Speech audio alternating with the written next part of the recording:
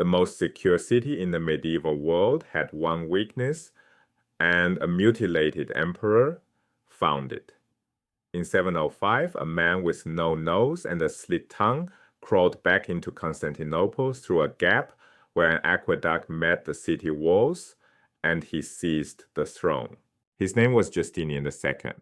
Years earlier, rivals had deposed him and mutilated his face, a standard Byzantine practice meant to permanently disqualify someone from ruling. They exiled him to Crimea. But Justinian found a crack in the Theodosian Walls, the greatest fortification system in the medieval world. He couldn't breach them, nobody could. He had to sneak through a gap.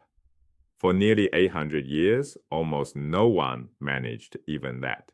How did Constantinople survive when the empire around it was collapsing? The answer isn't just walls. It's a complete reinvention of how the empire paid for war. To understand that, we need to start with the physical defenses because they bought the time everything else depended on.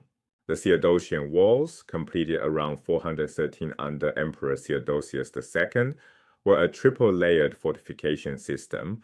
From the outside in, a 60-foot wide moat, then a low outer wall, then a terrace, then a massive inner wall rising 40 feet high with towers every 60 yards. This stretched 4 miles across the peninsula, sealing Constantinople's only land approach. On the seasides, walls lined both the Golden Horn Harbor and the Sea of Marmara. No army breached the land walls by direct assault until 1204, and that was Western Crusaders, not any Eastern enemy. But walls can't stop a navy. In 674, an Arab fleet besieged the city from the water. Constantinople deployed its secret weapon, Greek fire. Greek fire was an incendiary weapon, likely petroleum-based, that burned on water and could not be extinguished. Its exact composition was a state secret, and it remains debated today. Byzantine ships mounted pressurized siphons on their prows and sprayed this liquid flame directly onto enemy vessels.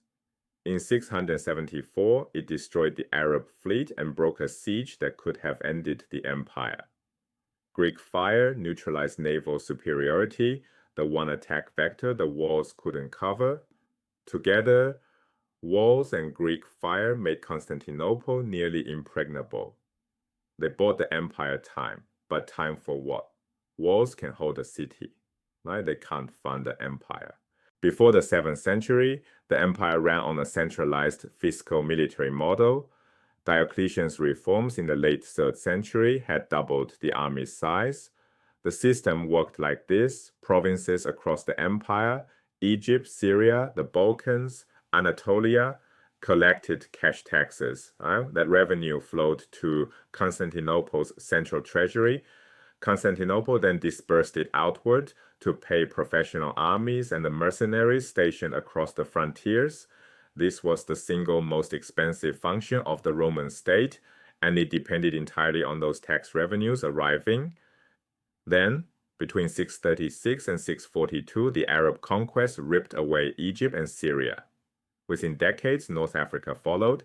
These were the empire's richest provinces. Gone. The cash pipeline that funded the entire military dried up. The empire simply could not afford to pay for a large professional army the old way. It needed a new system. The solution was radical. Let's anchor these events in time. The Theodosian Walls went up around 413. The Arab conquest hit between 636 and 698, stripping away Syria, Egypt, and North Africa in sequence. Greek fire saved the city in 694. And throughout the 7th century, a new military system was taking shape, the SIM system.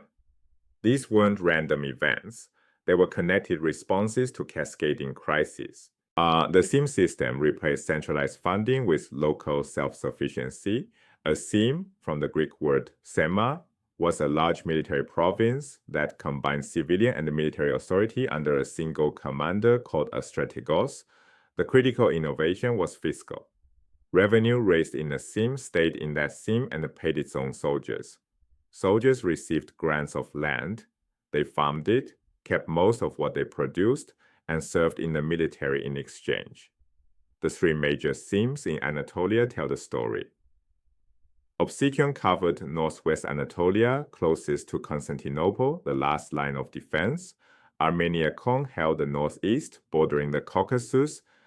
Anatolikon covered the central south, directly facing the Arab frontier. Each was a self-contained military fiscal unit. These were not amateur militia, not farmers with pitchforks, right? They were professional soldiers who happened to be locally rooted and locally funded.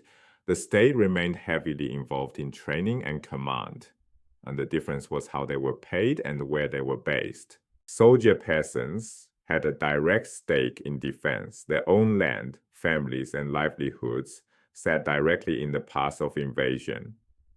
This was a militarization of Anatolian society, a pragmatic adaptation to drastically reduced revenue. One important note: historians have recently pulled back from treating the theme system as the single explanation for Byzantine survival.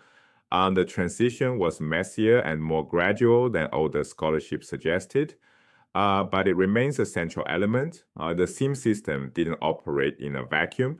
It was part of a broader and sometimes brutal survival strategy that included forced population transfers and the hard lessons about imperial overreach. Emperor Constantine II used forced population transfers to fill the gaps. Slavic prisoners and conquered peoples were resettled in Anatolia, moved into frontier lands that Arab raids had depopulated. Brutal but effective. It filled empty military zones with people who could farm the land and fight to defend it. Constans also tried a different strategy, one that failed spectacularly. In 661, he moved the imperial capital to Syracuse in Sicily, attempting to hold Italy and North Africa from the west.